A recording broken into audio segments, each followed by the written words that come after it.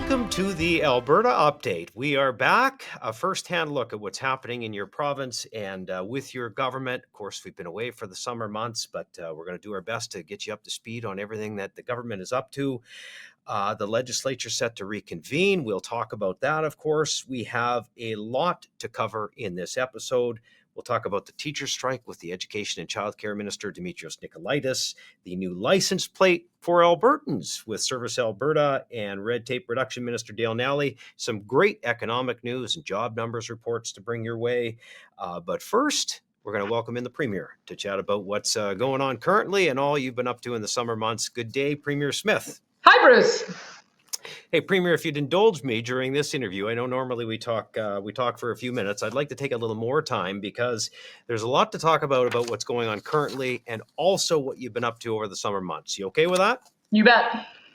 Let's start with the issue I think everybody is talking about. That is the teachers' strike, and I think most everybody would agree with our appreciation and great feelings toward our teachers. But in a labor dispute, they are represented, of course, by the Alberta Teachers Association. And there is some confusion as to whether they're on the same page with their members. Can you bring us up to speed on what the province has offered and sort of where we are at this point? Yeah, I mean, I think that we all want to be able to make sure all of our frontline workers are treated fairly. That was our intention going into all of our labor negotiations. And as a result, we've ended up with more than 50% of our collective bargaining agreements having been settled at a rate that we're seeing pretty consistently across the country. So it's about 3% per year for the next 4 years. And then we do what we call market adjustments. And so you make some adjustments to the pay grid just to make sure that workers at different levels of experience are getting paid fairly relative to their counterparts. And so we thought we had a fair deal, put it on the table. It was rejected. So we came back to the table, added a few more elements that we heard from Teachers Mattered, accelerating that grid adjustment, pledging to hire 3,000 more teachers, pledging to hire 1,500 education assistants. We thought it was a better deal, and it was rejected by an even larger majority. So I think what we've asked the teachers union is to really dig in and find out what it is that their members are looking for us to do, and see if we can come back to a deal that not only treats them fairly, but also treats taxpayers fairly. There isn't an unlimited amount that we can spend on any of our areas of government responsibility when we have a $6.5 billion deficit. So that's the context that we're operating in, and I'm really hopeful that they'll come back to the table for a bargained agreement. Complexity in the classroom, no doubt, a huge issue because of class sizes, of course. For perspective, Premier, I want to talk about immigration and the number of kids that have arrived in Alberta to classrooms in the last few years. How many have moved here in the last few years, and what is the government doing to address that in terms of new school builds, et cetera? Yeah, I mean, post-COVID, I don't think any one of us in any province expected that the federal government was going to take all restrictions off all of the different immigration streams. So we went from having about 300,000 people a year coming into Canada to, in the last few years, it's been closer to 2 million people a year. And as a result, all of our services have become increasingly stretched. And education is a prime example. So we went for many years with either flat or sometimes declining enrollment. And then in the last 3 years, 450,000 people have moved to Alberta, and the net new students coming into the school system has been about 80,000. So you can imagine, as part of the reason why we decided we needed to respond to that in 3 ways: build more schools. And that's why we're offering teachers more pay, because we know we need a fair settlement, more teachers as well as more education assistants. But you can't materialize those school spaces overnight. We know it's going to take a few years for us to be able to get them all in place. But there's no question that the massive influx of new students over the last 3 years has really stretched the system to a point where it's creating a lot of complexity in the classroom. I mean, when you look at newcomers coming here from a country that might not speak English, that's one issue. If they're coming from a war-torn area, now you're dealing with potential trauma. If they don't have the same education system as we do, you might be dealing with developmental delays. And so there's way more complexity in the classroom as a result in the last few years. And so we need to respond to each of those. But the best way to respond to it is to get a fair deal with the teachers, and then let's work through how we're going to address those issues of complexity. Yep, precisely.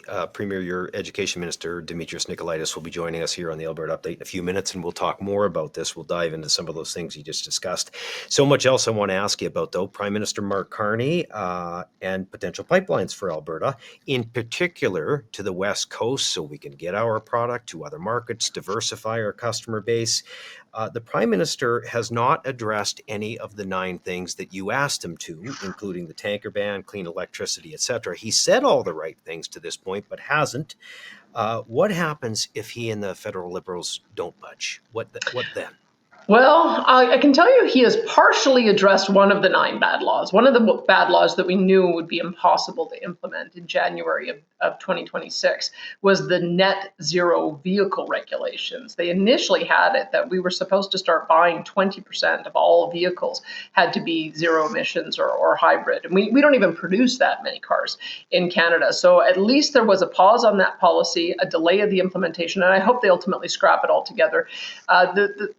The Prime Minister also, when he came in, he did talk about, he did immediately remove the carbon tax. So we know that he has the ability to identify issues that are problematic, implemented badly, causing impacts maybe that were unintended, and reverse course. But you're very right, Bruce. To this point, we haven't seen any significant changes in the laws that we need to see to improve our investment climate. We need to see an end to the emissions cap. We need to see an end to net zero power regulations by 2035. We need to make sure that our businesses are able to talk about their emissions reduction successes rather than being accused of greenwashing and face criminal penalties, and on and on. So there's a reason I identified those 9 bad laws. If we want the private sector to have confidence again to start reinvesting, not only in Canada, but certainly in Alberta, we have to address those laws. And haven't seen movement yet, but we're still hopeful.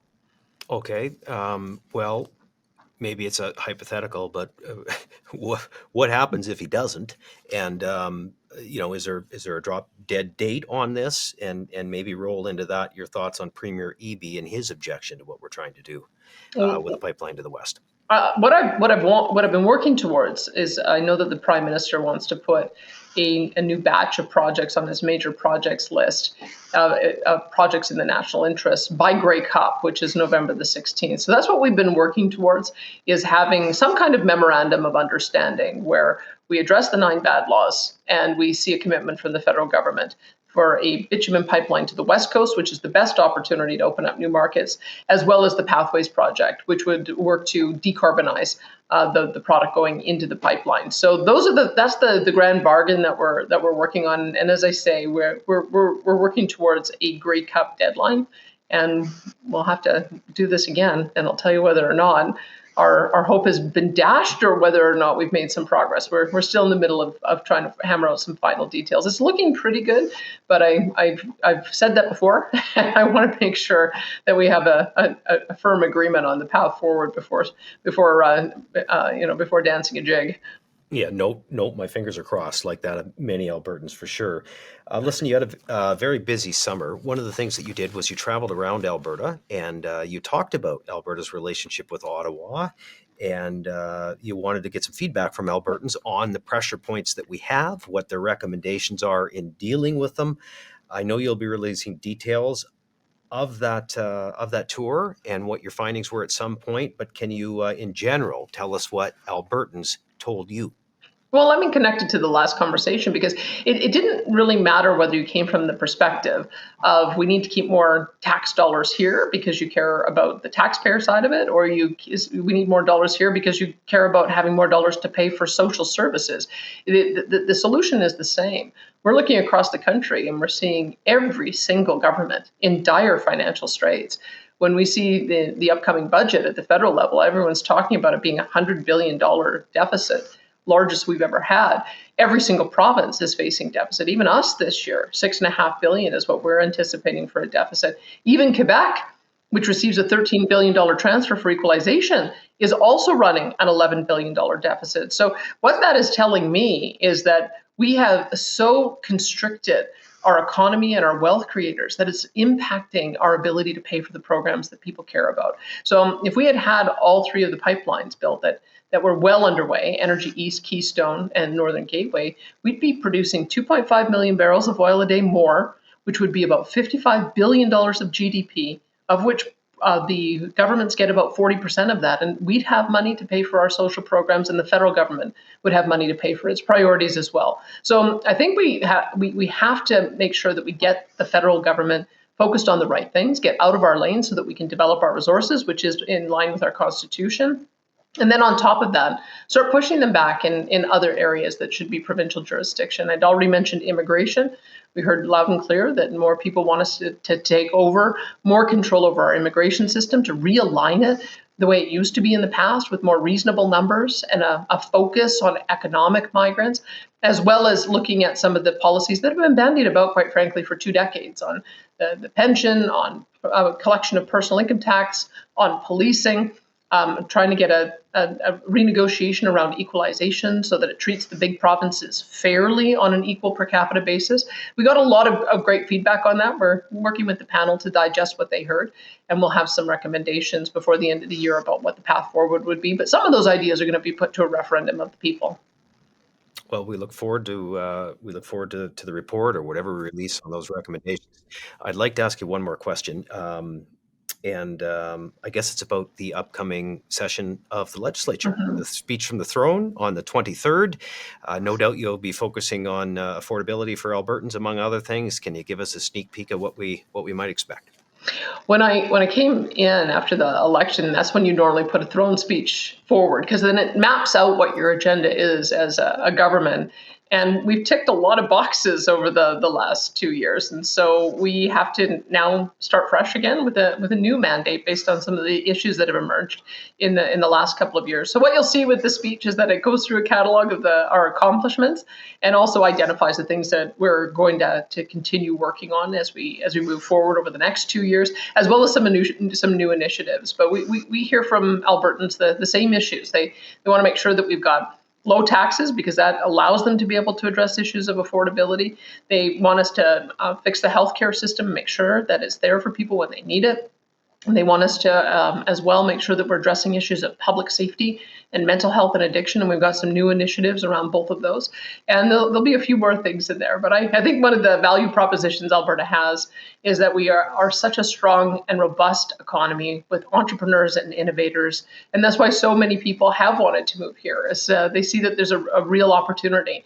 It is a more affordable place. You can actually buy a house. You can aspirationally make sure that have the next generation do better than the one before, which is I think what every parent wants. And we want to make sure that we're putting policies in place that will sustain that. So you'll be able to see it in just a few more days.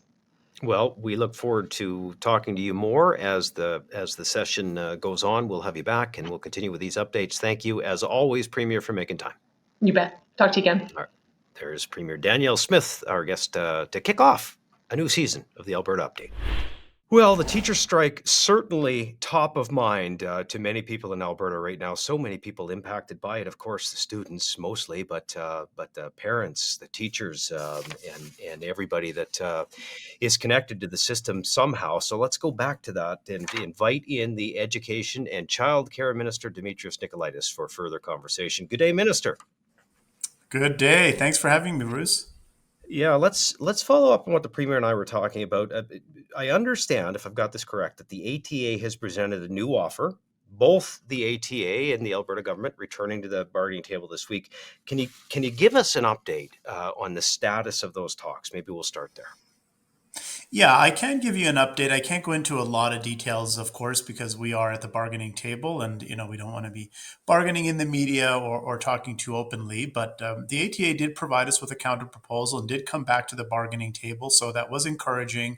The Employer Association, that's TIBA, and the Alberta Teachers Association met yesterday, October 14th, and had an opportunity to talk a little bit more about the counter proposal. And we're still evaluating that today. We're still taking a closer look. It seems like what they're asking for might not be possible from a government standpoint. There's a variety of different asks in there, but they total up to an additional $2 billion on top of the 2.6 billion that we already have on the table. So I don't know if it'll be possible for us to make that kind of an additional increase to teacher compensation and to the other areas that they're asking for. But we still have open lines of communication, and we're still looking for ways to find a path forward.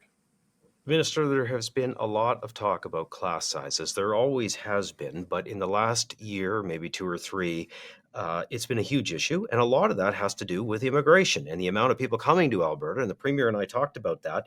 But one of the things the ATA has suggested is that maybe there should be cap sizes. You have said, the Premier has said, that's not the comprehensive solution that we need. Tell us more about that issue. Sure. Just to provide a little bit of context, you're absolutely right. Alberta has seen some unprecedented population increase over the past few years. And no surprise, that unprecedented growth has cascaded into our schools. We are seeing record numbers of new students enrolling at our schools, and they're also coming with increased complexity. We have had a 40% increase in the number of refugee students. We have significant increases in the number of students with English as an additional language.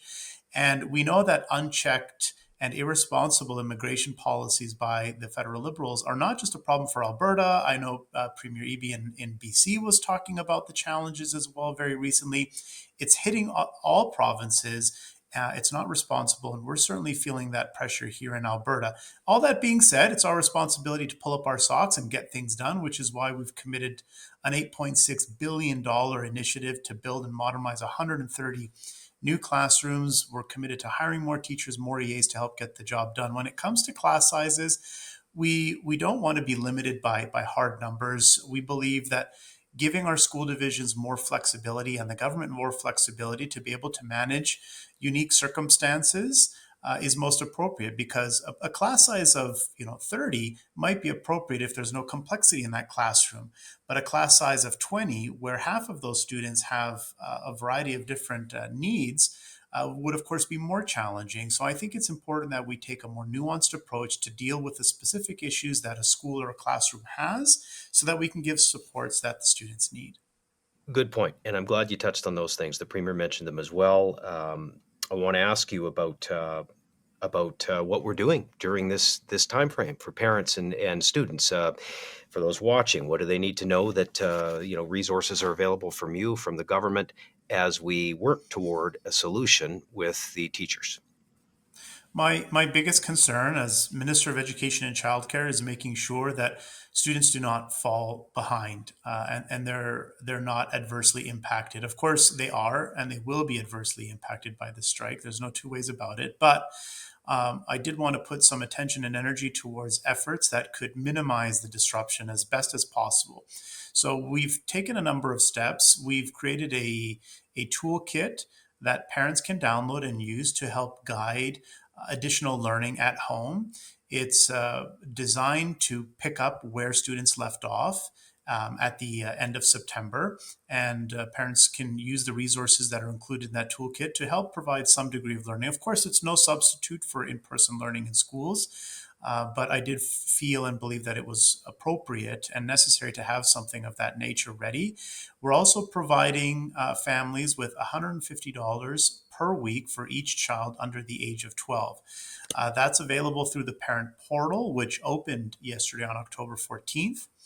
And payments will be distributed on October 31st. $150 for every child under the age of 12 is available for each week that the strike continues. As well, we're also providing additional supports to FSCD to support students with disabilities. We're also providing free admission to government historic sites and museums like Royal Tyrrell Museum's Head Smashed in Buffalo Jump and other pieces. Hey, we have heard conflicting reports about the funding for that $30 a day parental support program. The president of the ATA, correct me if I'm wrong, Jason Schilling, suggested that new money that's new money being introduced into the system. However, I don't believe that is the case. Where is that funding coming from? Yeah, you're right. And I heard NDP leader Adnan Nenshi say the same thing, that, oh, all of a sudden the government's found this money to distribute $150 per student. It's not new money. And, to suggest that it is incorrect. Of course, every day that the teachers are on strike. They are not earning their salary. And that leaves unspent education grants sitting at school divisions. Now, yeah, I have heard similarly, well, reinvested into the school division or reinvested into education.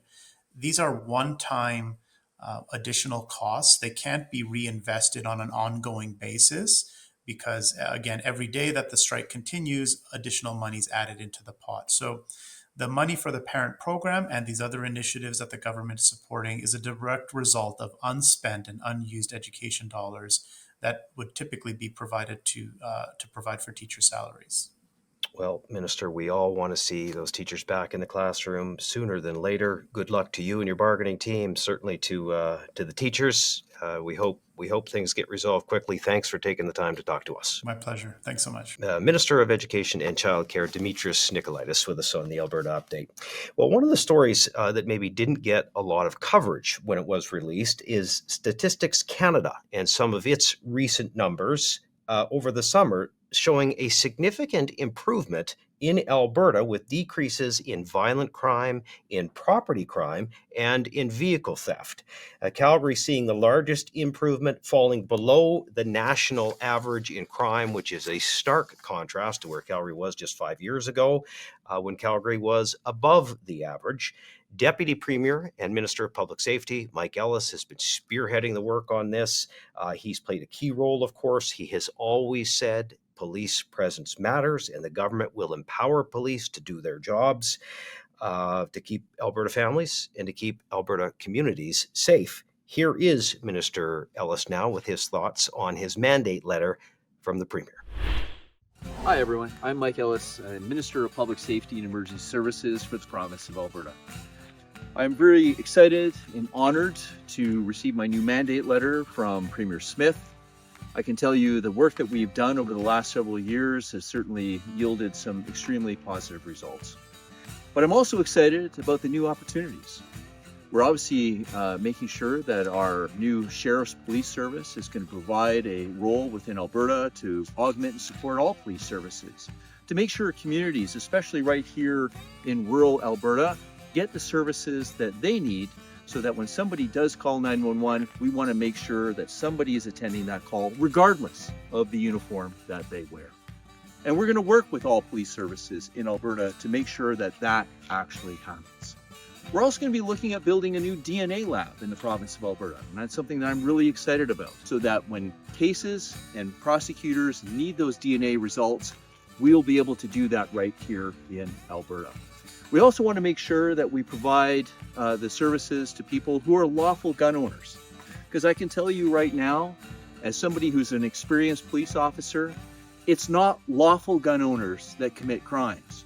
And that's why we're going to be making sure that we secure our borders and continue to secure our borders, to make sure that we have the resources. And a warning to all those of you who are doing organized crime right now, we are not going to tolerate that here in Alberta.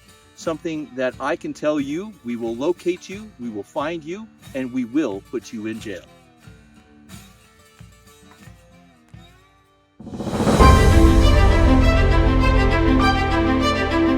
There is the Minister of Public Safety and Emergency Services, Mike Ellis, and we will be sure to have the minister on an upcoming episode of the Alberta Update to talk more about what the province is doing for public safety in Alberta. So much underway. We're going to switch gears, though, now. Go to the Minister of Service Alberta and Red Tape Reduction, Dale Nally, who made I guess you could say a fun little announcement yesterday on the new license plates that our province will be using, and where you can go to cast your vote on the available choices. There is the minister. Good day, sir. Good morning. How are you doing, Bruce? Doing great, Minister. Listen, it's been more than 40 years, I think, since Alberta last changed its license plate. Why was now the right time to refresh? And tell me a little more about what you announced yesterday. Well, first of all, let me just say that the current license plate has served us well for 40 years, but I think we can all agree it's time for a refresh. And so this is about a broader move to modernize and put a bit of a refresh on all those things that represent us. As you recall, we're coming out with a new driver's license. So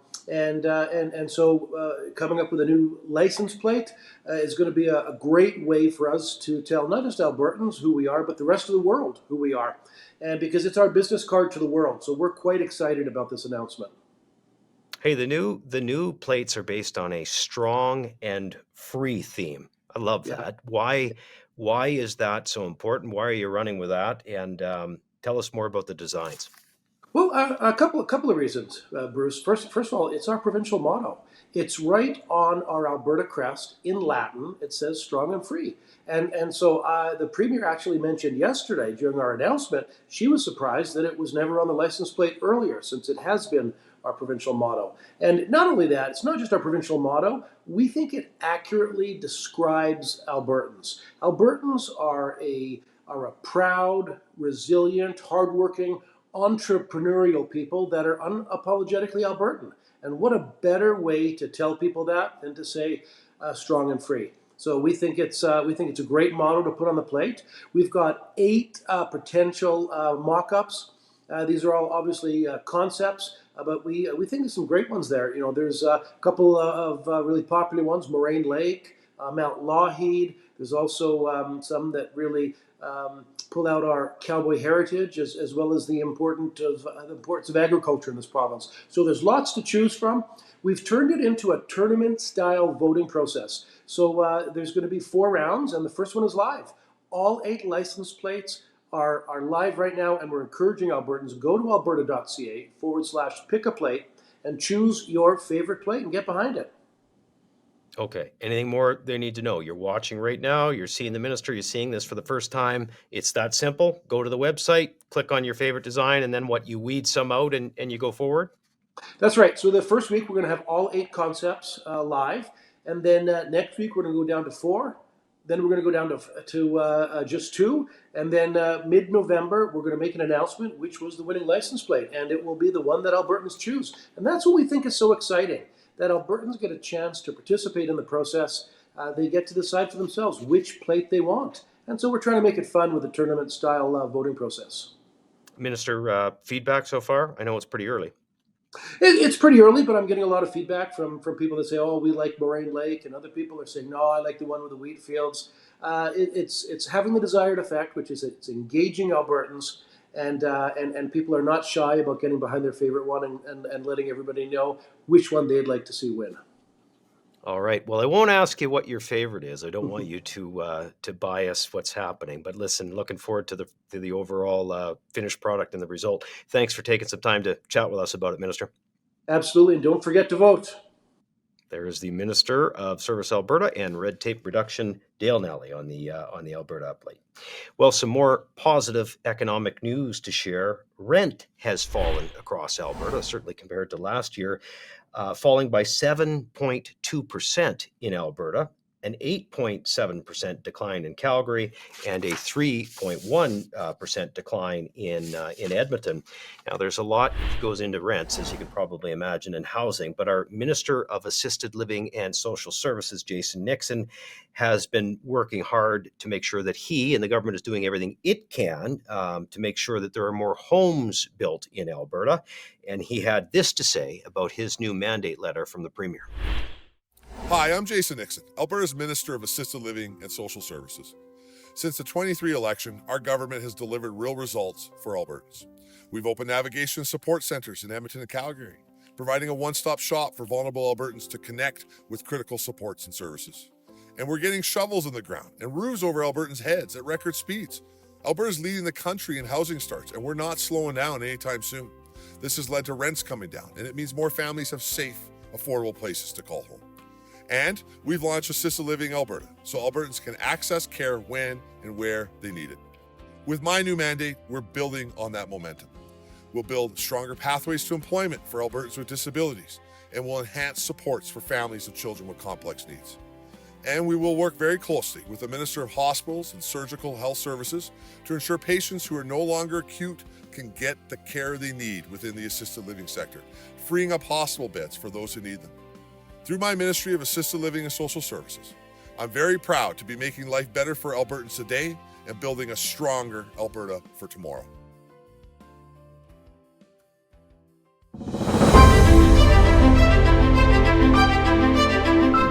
There is the Minister of Assisted Living and Social Services, Jason Nixon.